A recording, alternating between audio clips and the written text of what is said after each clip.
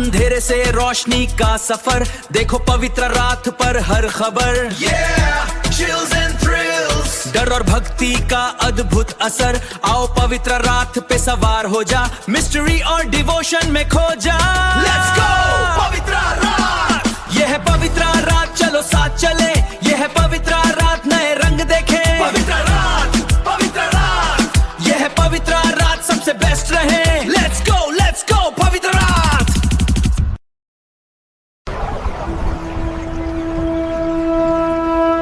सदियों से चुप खड़ा हूँ,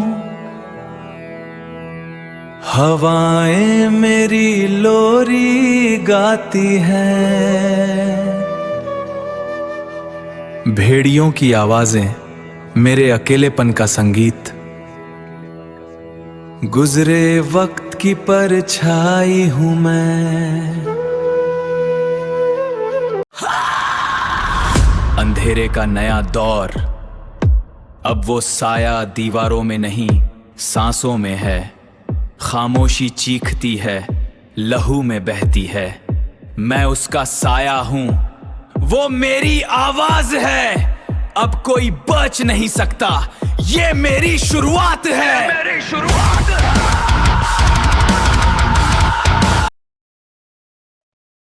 मैं भानगढ़ हूँ राजस्थान के अलवर जिले में। अरावली की इन खामोश पहाड़ियों के बीच सीना ताने खड़ा एक वीरान विभत्स और श्रापित खंडहर। लोग कहते हैं कि मैं भूतों का बसेरा हूँ। मेरे दरवाजे पर भारतीय पुरातत्व सर्वेक्षण ASI का एक बोर्ड लगा है, जिस पर साफ शब्दों में लिखा है, सूर्यास्त के बाद और सूर्योदय से पहले इस किले में प्रवेश वर्जित है। कितनी अजीब बात है ना। जो जगह कभी जीवन से गुलजार थी, जिसके बाजारों में कभी घुंघरुओं की झंकार और तलवारों की खनक गूंजती थी, आज वहां सूरज ढलते ही मौत का सन्नाटा छा जाता है। आज लोग मेरी दीवारों को देखकर कांपते हैं। मेरे टूटे हुए झरोखों में उन्हें परछाइयां नजर आती हैं, लेकिन मैं हमेशा से ऐसा नहीं था। मेरी भी एक कहानी है, मेरे यौवन की, मेरे वैभव की और फिर मेरे विनाश की। आज जब रात का ये अंधेरा मेरे सीने पर एक बार फिर छा गया है, तो मैं तुम्हें अपनी कहानी सुनाता हूँ। मेरी चीखती हुई खामोशी की कहानी। ध्यान से सुनना, क्योंकि मेरी हर एक ईंट आज भी उस खौफनाक रात का मातम मना रही है। जन्म और वैभव का युग। लोग कहते हैं कि मैं भूतों का बसेरा हूँ। मेरे दरवाजे पर भारतीय पुरातत्व सर्वेक्षण ASI का एक बोर्ड लगा है, जिस पर साफ शब्दों में लिखा है, सूर्यास्त के बाद और सूर्योदय से पहले इस किले में प्रवेश वर्जित है। कितनी अजीब बात है ना। जो जगह कभी जीवन से गुलजार थी, जिसके बाजारों में कभी घुंघरुओं की झंकार और तलवारों की खनक गूंजती थी, आज वहां सूरज ढलते ही मौत का सन्नाटा छा जाता है। आज लोग मेरी दीवारों को देखकर कांपते हैं। मेरे टूटे हुए झरोखों में उन्हें परछाइयां नजर आती हैं, लेकिन मैं हमेशा से ऐसा नहीं था। मेरी भी एक कहानी है, मेरे यौवन की, मेरे वैभव की और फिर मेरे विनाश की। वह साधारण शताब्दी का समय था। मुगल सम्राट अकबर के नवरत्नों में से एक आमेर के राजा भगवंत दास ने सन 163 में मेरी नींव रखी थी। मेरा निर्माण कोई साधारण काम नहीं था। पहाड़ियों को काटकर, बड़े बड़े पत्थरों को तराशकर मेरी प्राचीरें खड़ी की गईं। लेकिन मुझे मेरा असली रूप और गौरव मिला भगवंत दास के छोटे बेटे माधो सिंह के राज में। माधो सिंह ने मुझे अपनी राजधानी बनाया। आह, क्या दिन थे वे। मेरे अंदर 7 मंजिला एक भव्य महल था। मेरे गोपीनाथ मंदिर, सोमेश्वर मंदिर और मंगला देवी मंदिर में रोज सुबह शंख और घंटियों की आवाज से भगवान की आरती होती थी। मेरा जौहरी बाजार पूरे राजपुताने में मशहूर था। दूर दूर से व्यापारी यहाँ हीरे मोती, इत्र और रेशम बेचने आते थे। नर्तकियों के पैरों की थाप से मेरे महल का प्रांगण गूंजता था। मेरे सैनिक मेरी अभेद्य दीवारों पर पहरा देते थे। मैं सुरक्षित था, मैं आबाद था। मुझे लगता था कि मेरा यह साम्राज्य अनंत काल तक यूं ही चलता रहेगा। लेकिन मुझे नहीं पता था कि मेरी बुनियाद के नीचे एक तपस्वी बालूनाथ ने एक ही शर्त पर मेरा निर्माण किया था। उन्होंने राजा से कहा था, राजन, किला बनाओ, महल बनाओ, मुझे कोई आपत्ति नहीं, लेकिन याद रहे, तुम्हारे महल की ऊंचाई इतनी नहीं होनी चाहिए कि उसकी परछाई मेरी तपस्थली ध्यान लगाने की जगह पर पड़े। जिस दिन तुम्हारे महल की परछाई मुझ पर पड़ी, उस दिन यह पूरा भानगढ़ तबाह हो जाएगा। राजाओं ने वचन दिया और कई पीढ़ियों तक उस वचन का पालन भी हुआ। लेकिन समय हमेशा एक सा नहीं रहता। पीढ़ियां बदलती हैं और उनके साथ बदलता है इंसान का अहंकार। माधो सिंह के बाद उनके वंशज अजब सिंह गद्दी पर बैठे। अजब सिंह महत्वाकांक्षी थे। उन्हें लगा कि उनका महल और भी ऊंचा होना चाहिए। अहंकार में अंधे होकर बिना उस पुराने श्राप की परवाह किए अजब सिंह ने मेरे महल के ऊपर और मंजिलें बनवा दी। और फिर वह मनहूस दिन आ ही गया। सूरज ढल रहा था और उस नई बनी मंजिल की एक लंबी काली परछाई धीरे धीरे खिसकती हुई सीधे गुरु बालूनाथ की तपस्थली पर जा गिरी। गुरु बालूनाथ ने अपनी आंखें खोली। उनका क्रोध एक धधकती आग के समान था। उनका श्राप आसमान चीरता हुआ मेरी नींव तक पहुंच गया। उसी पल से मेरे अंदर से जीवन की उल्टी गिनती शुरू हो गई। पर तब भी मुझे पूरी तरह उजड़ने में एक और श्राप और एक अधूरी मोहब्बत की साजिश का इंतजार था। राजकुमारी रत्नावती और तांत्रिक सिंघिया। इसी भानगढ़ में एक तांत्रिक रहता था, सिंघिया या सिंधु सेवड़ा। वह काले जादू और तंत्र मंत्र का बड़ा ज्ञाता था। लेकिन उसकी नजरें राजकुमारी रत्नावती पर पड़ गईं। वह जानता था कि एक साधारण तांत्रिक कभी भी राजघराने की राजकुमारी को नहीं पा सकता। इसलिए उसने एक घिनौनी साजिश रची। एक दिन राजकुमारी की एक दासी बाजार में उनके लिए इत्र परफ्यूम खरीदने आई। सिंघिया उसी जौहरी बाजार में मौजूद था। उसने अपनी तांत्रिक शक्तियों से उस इत्र की शीशी पर काला जादू कर दिया। उसका जादू ऐसा था कि जो भी उस इत्र को लगाता वह वशीभूत होकर सीधा सिंघिया के पास खींचा चला आता। दासी वह इत्र लेकर महल की ओर चली। लेकिन कहते हैं ना, नियति को कुछ और ही मंजूर था। राजकुमारी रत्नावती स्वयं तंत्र मंत्र और ज्योतिष की जानकार थी।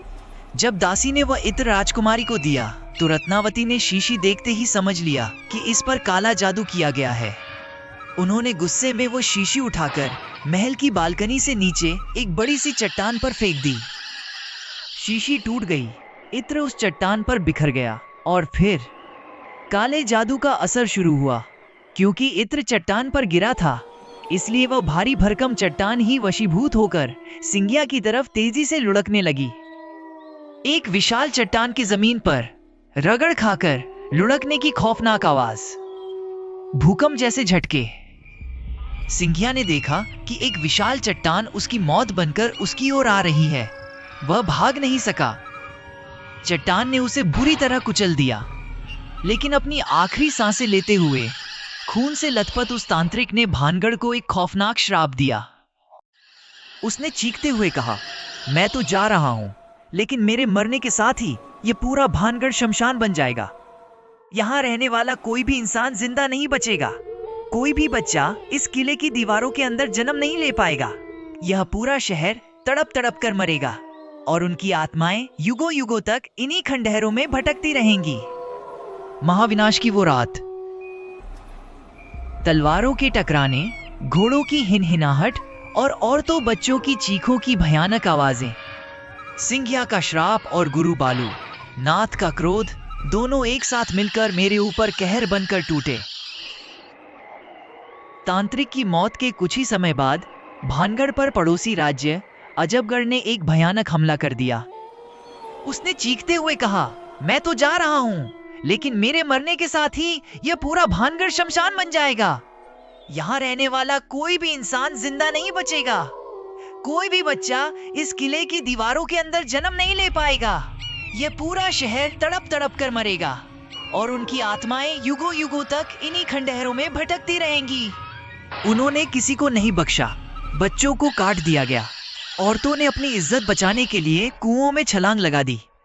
राजकुमारी रत्नावती भी उसी कत्लेआम में मारी गई। मेरा पूरा शहर, मेरे सारे लोग एक ही रात में मौत के घाट उतार दिए गए। सुबह जब सूरज उगा तो मैं एक आलीशान किले से एक विशाल कब्रगाह में बदल चुका था। मेरे अंदर एक भी इंसान जिंदा नहीं बचा था। हवाओं में सिर्फ खून की महक और अनगिनत अधूरी आत्माओं की चीखें तैर रही थीं। वह रात, ओह, वह रात मैं कभी नहीं भूल सकता। मेरे मजबूत दरवाजे तोड़ दिए गए।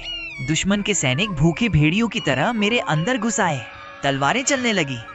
जौहरी बाजार में खून की नदियां बह निकली। महल के अंदर हाहाकार मच गया। मेरा पूरा शहर, मेरे सारे लोग एक ही रात में मौत के घाट उतार दिए गए। सुबह जब सूरज उगा तो मैं एक आलीशान किले से एक विशाल कब्रगाह में बदल चुका था। मेरे अंदर एक भी इंसान जिंदा नहीं बचा था। हवाओं में सिर्फ खून की महक और अनगिनत अधूरी आत्माओं की चीखें तैर रही थीं। सदियां बीत गईं। आज लोग मुझे भारत की सबसे डरावनी जगह, most haunted place in India कहते हैं। दिन में जो पर्यटक यहाँ तस्वीरें खिंचवाते हैं वे सूरज ढलते ही भाग जाते हैं, क्योंकि रात होते ही यहाँ का तापमान अचानक गिर जाता है। क्या तुम्हें सुनाई दे रही है वो आवाज? दूर से किसी औरत के रोने और पायल छनकने की आवाज। लोग कहते हैं कि रात में बाजारों से आज भी चूड़ियां और इत्र बेचने वालों की आवाजें आती हैं। महल के खंडहरों से तलवारों के टकराने और लोगों के चीखने की गूंज सुनाई देती है। कई लोगों ने देखा है कि एक परछाई महल के झरोखे से बाहर झांकती है। शायद वो रत्नावती है, जो आज भी अपने शहर को तबाह होते हुए देख रही है। आसाई ने मुझे घेर कर तार लगा दिए हैं।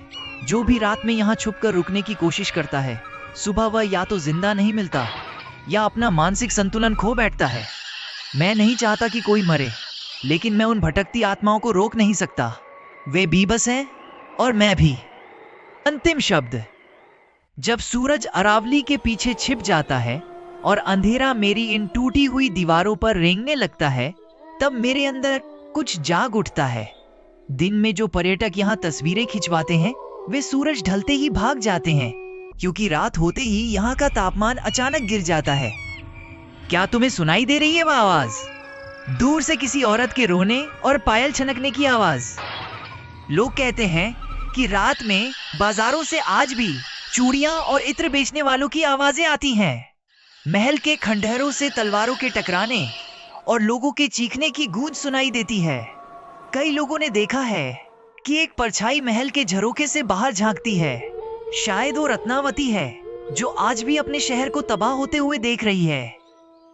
मेरे इन ठंडे पत्थरों पर हाथ रखना। शायद तुम्हें उस दर्द का एहसास हो जो मैं पिछले 400 सालों से अपने सीने में दबाए हुए हूं। मुझे इंतजार है, पता नहीं किसका। शायद किसी उद्धारकर्ता का, शायद समय के अंत का। तब तक मैं यहीं खड़ा रहूंगा, इन अरावली की पहाड़ियों में, अपनी चीखों को अपनी ही खामोशी में दफन किए हुए। और फिर पूर्ण सन्नाटा। जब तुम दिन के उजाले में मुझे देखने आओ तो सिर्फ मेरे खंडहरों से मत डरना। मेरी नक्काशी को देखना, मेरे मंदिरों की बनावट को देखना और सोचना कि मैं कभी कितना खूबसूरत रहा हूंगा।